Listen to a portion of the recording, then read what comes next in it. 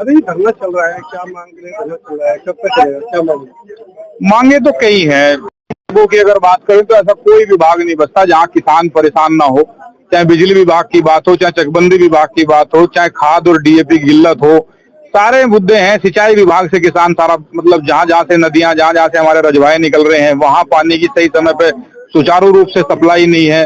दूसरा, जगह जगह जो ये जो खुले हुए हैं किसान केंद्र, ये जो खुले हुए हमारे जन सेवा केंद्र, इनकी व्यवस्थाओं पे जब किसान वहां जाके खड़ा हो रहा और वो किसी चीज में अप्लाई कर रहा, वो पेंशन में अप्लाई करे या राशन कार्ड में अप्लाई करे, तो पता लग रहा साइट हैंग है, साइट अभी चल नहीं रही, 2 दिन नहीं चल रही, 4 दिन नहीं चल रही। कुल मिला के व्यवस्था लचर है। यहाँ मुद्दों को लेके इसीलिए आया गया कि प्रशासन, जिले का ऐसे बहुत मुद्दे हैं जो जिला प्रशासन के हाथ के हैं, लेकिन जिला प्रशासन उन पे मौन रहता है अक्सर, इसलिए आज ये आंदोलन का रूप यहाँ लेना पड़ा। आ रहा है कि किसानों कर्ज माफी को लेकर भी एक बात लिखी आप?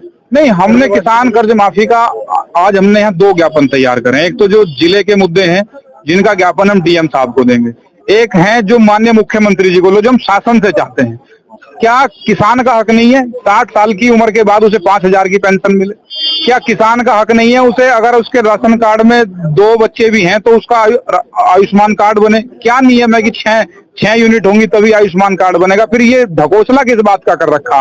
ये जो घरेलू बिजली के बिल 5-5 हजार, 6-6 हजार बिजली के बिल खराब मीटर इनके निकाल रहे हैं, उन्हें चेक मीटर के नाम पे जो बिजली विभाग उहाई कर रहा, क्या इसमें बिजली विभाग जो ऊर्जा मंत्रालय है इसमें नियम बनाए कि बिजली का बिल पे कम से कम 300 यूनिट कम से कम घर के लिए फ्री मिले? सरकार रियायत दे, सरकार किसान की खाल ना उतारे। तो अधिकारी इतने हैं, यही नहीं छोड़ रहे। आपने कहा कि गोरखपुर और अंबाला हाईवे को लेकर के हमारी एक बड़ी मुख्य मांग है यहाँ चरथावल क्षेत्र, बगरा क्षेत्र से। सरकार वो मुआवजा देती है तो आप क्या कहना चाहेंगे? ऐसा है, हमारे चरथावल बगरा क्षेत्र से गोरखपुर अंबाला हाईवे निकल रहा है। चरथावल बगरा क्षेत्र के लगभग 20 से 25 गांव इसके अंतर्गत आ रहे हैं। वहां की स्थिति ये है, उनका सर्कल रेट है 3 लाख, 3.5 लाख या 4.25 लाख रुपए। अगर उसमें 4 गुने की नीति को हम लगा के चलो जाओ, ये जो इनकी 4 गुने की नीति है, इसके हिसाब से जुर्म वो जो मुआवजा बैठ रहा है वो बैठ रहा है 4 गुने के हिसाब से 14-15 लाख रुपए।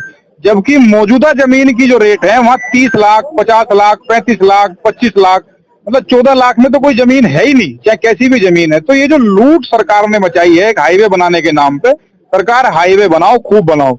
यहाँ आज सब किसान इसी निर्णय के साथ हैं कि या तो हमारी जमीनों का सर्किल रेट के हिसाब से हमें 8 गुना मुआवजा मिले, जो इन्होंने दिया भी है बहुत जगह, 10 गुना भी दिया है बहुत जगह, तो हम 4 गुना पे क्यों संतुष्टि करें?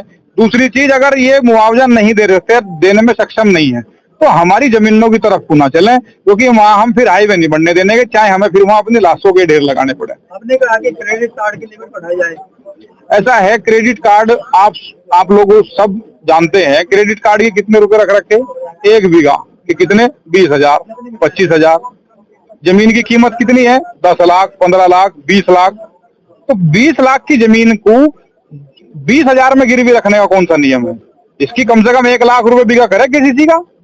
तो जब 20 लाख की जमीन है तो उसकी जब वो गिरवी रखेगी, उसके फर्द पे चढ़ गया वो लोन कि इसकी जमीन हमारे यहाँ बंधक है, तो बंधक तो कम से कम उसके चौथाई कीमत में तो रखे, उसका देख ले भाई इसकी यहाँ जमीन की कीमत 10 लाख रुपए बीघा है, तो 2.5 लाख रुपए बीघे के हिसाब से केसीसी दिया जाए उसे। ये 20,000, 25,000 में क्यों किसान की जमीन बंधक बना के उत्पीड़न कर रही सरकार? आपने कहा कि सरकार बीज ऊपर बहुत पैसा लगा रही है, लेकिन बीज ये बहुत भयंकर विषय है। अगर आपके माध्यम से इसे सरकार सुने, सरकार तक ये मुद्दा जाए, जगह जगह अनुसंधान केंद्र बने हुए हैं हर जनपद में, पूरे प्रदेश के अंदर 100 से ज्यादा अनुसंधान केंद्र हैं हमारे प्रदेश के अंदर, जो हर जनपद से कई जनपदों में 2-2 भी हैं।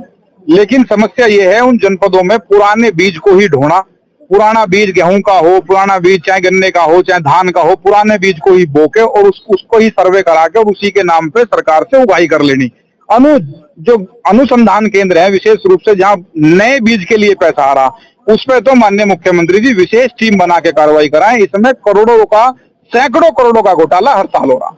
नदियों की सफाई पर आपको क्या लग रहा है कि भ्रष्टाचार नहीं हो रहा है? भाई नदियों की सफाई इस जिले से ज्यादा तो खराब कहीं स्थिति है नहीं।